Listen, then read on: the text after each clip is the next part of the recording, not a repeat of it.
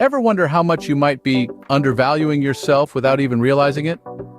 Now that's a question that requires some serious introspection. It's not about inflating our egos or becoming narcissistic, but rather about understanding our true worth and how it plays a pivotal role in our everyday life. In the hustle and bustle of our fast-paced world, we often overlook our unique qualities, the things that make us who we are. We're going to delve into 10 common yet often unnoticed ways we might be undervaluing ourselves.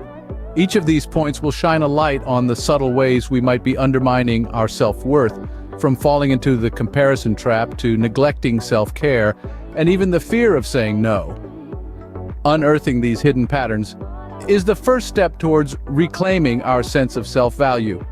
So sit tight, because we're about to uncover the hidden ways you could be undervaluing yourself. Fact number 1, the comparison trap. Imagine you're an apple tree, standing tall in an orchard. You're surrounded by other trees, each bearing their own unique fruit. Now how fair is it to compare your apples to your neighbor's oranges? It's like comparing apples to oranges, literally.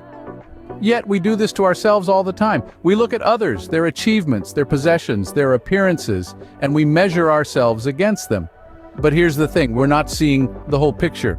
We're only getting a glimpse of their highlight reel, not the behind-the-scenes action. It's like judging a book by its cover. We're all running our own races at our own pace. When we fall into the comparison trap, we undervalue our own worth, our own progress, and our own uniqueness. So let's break free from this cycle.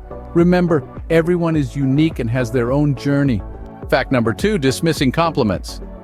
Imagine a friend praising your outfit or a colleague applauding your presentation skills, and you immediately brush it off, perhaps thinking they're just being nice. Does this sound familiar? You, my friend, might be undervaluing yourself. When you dismiss compliments, you're essentially rejecting positive evaluations of your worth. It's like saying, "Nah, I'm not that good." But here's the thing. Compliments are gifts of words acknowledging your abilities or qualities. They're not just empty flattery. By accepting them graciously, you're affirming your value and allowing yourself to feel good about your achievements. It doesn't mean you're arrogant or full of yourself, it means you're acknowledging your worth. So instead of brushing compliments off, try saying thank you. I appreciate it. It's a simple shift, but one that can make a significant difference. So next time someone pays you a compliment, accept it with grace and gratitude. Fact number 3, over-apologizing. It's a common habit, one that can subtly erode your self-esteem. The issue isn't about apologizing, it's about the frequency and the circumstances. When you're saying sorry for things that are out of your control, or for simply existing, you're implicitly telling yourself that you're a problem. Think about it. If you're always apologizing, you're constantly in a state of guilt. You're always the culprit, the one at fault. And that's a hard place to be. It can make you feel like you're less than you are, like you're always in the wrong. But here's the thing, you're not always the problem. You're not always the one to blame. So try to catch yourself when you start to apologize unnecessarily. Learn to differentiate between when an apology is truly needed and when it's just a knee-jerk reaction. Remember, you have every right to take up space, to have an opinion, to make mistakes. Apologies are important, but only when they're truly warranted. Fact number 4, neglecting self-care. When we're busy or overwhelmed, it's easy to push self-care to the bottom of the list. But here's the thing, neglecting self-care is like saying to yourself, "I'm not worth the time." It's a subtle and dangerous form of self-devaluation. Now, let's get something straight. Self-care is not about indulgence or vanity. It's about taking care of your physical, emotional, and mental well-being. It's as simple as ensuring a good night's sleep, maintaining a balanced diet, or finding time for relaxation and hobbies that you love. You see, when you incorporate self-care into your daily routine, it sends a powerful message to yourself and others that you value your well-being. It's like saying, "I respect myself enough to take care of me." Because at the end of the day, you are your most important asset. Remember, taking care of yourself is not a luxury, it's a necessity. Fact number 5, perfectionism. Now, there's nothing wrong with striving for excellence. The problem starts when we make perfection our end goal. When we aim for an unattainable ideal, we're setting ourselves up for constant disappointment and self-devaluation. You see, perfection is an imaginary concept, an impossible standard. It's like chasing the horizon. No matter how far you run, it always remains just out of reach. And in this relentless pursuit, we often overlook our accomplishments and underappreciate our efforts. But here's the thing, our flaws, our mistakes, our imperfections, they make us human. They are part of our unique story, our growth, and our evolution. Embracing these imperfections doesn't mean settling for mediocrity. It means acknowledging that we are works in progress, constantly learning, evolving, and improving. So let's shift our focus from perfection to progress. Let's celebrate our efforts, our tenacity, and our resilience. Remember, perfection is an illusion. Strive for progress instead. Fact number 6, not setting boundaries. It's like leaving your front door wide open and expecting privacy. Without boundaries, we're constantly at the mercy of others' demands and desires, which can lead to burnout, resentment, and ultimately undervaluing our own worth. Boundaries are not walls meant to shut people out. Rather, they are guidelines that define what we are comfortable with, how we wish to be treated, and how we manage our time and energy. They are the cornerstone of self-respect and self-value. So how do we establish healthy boundaries? Start by recognizing your limits. Understand what drains you and what fuels you. Communicate these boundaries clearly, but politely. Remember, it's not about being confrontational, but about preserving your well-being. It's okay to say no when you need to. It's okay to prioritize your needs. It's okay to protect your space. Remember, your time and energy are valuable. Don't be afraid to set boundaries. Fact number 7, ignoring your needs. Picture this.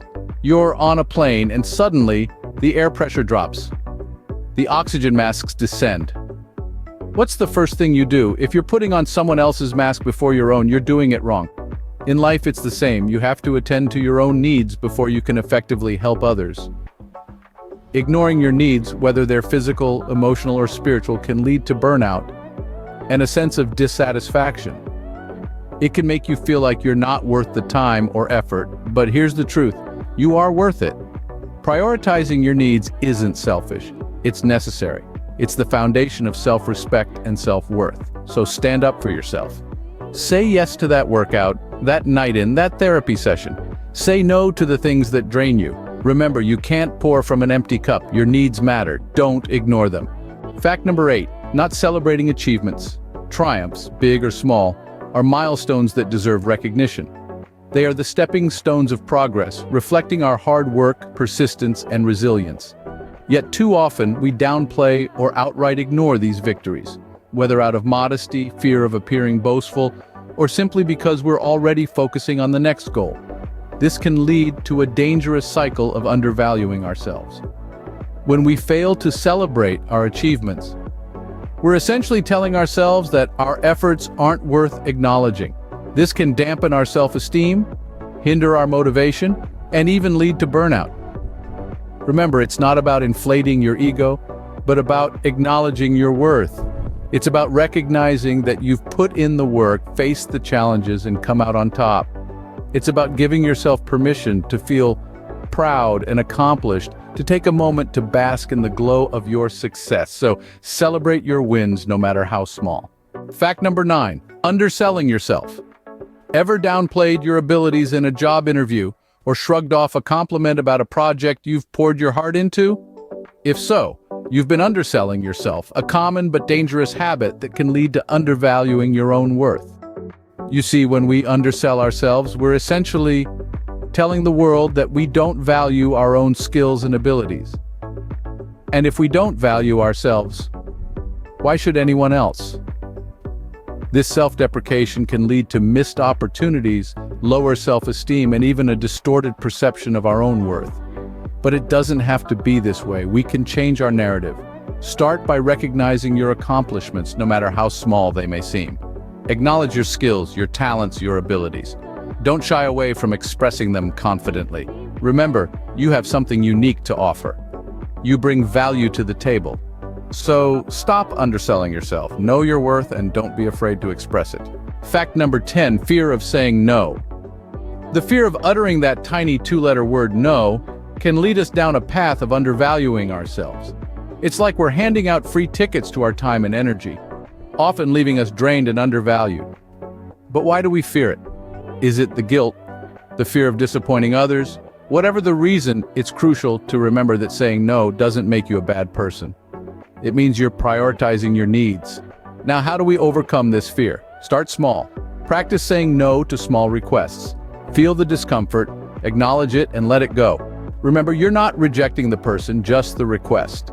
Also, offer an alternative if possible. This softens the blow and shows that you care. And lastly, don't feel like you need to explain yourself. You have the right to your time and energy. It's okay to say no. Your time, energy, and comfort are important. So there you have it, 10 facts that might be causing you to undervalue yourself. We've journeyed through the unseen value, the comparison trap, the habit of dismissing compliments, and the tendency to over-apologize. We've discussed the importance of self-care, the pitfalls of perfectionism, and the necessity of setting boundaries. We've also explored the damage of ignoring your needs, the missed opportunities in not celebrating achievements, and the dangers of underselling yourself. Lastly, we delved into the fear of saying no, a fear that can often lead us to undervalue our time and our worth. Each of these points serves as a reminder, a gentle nudge towards self-awareness. Let's be mindful of these facts in our daily lives. Let's be conscious of our worth, our value, and our capabilities. Let's strive not to fall into the trap of undervaluing ourselves.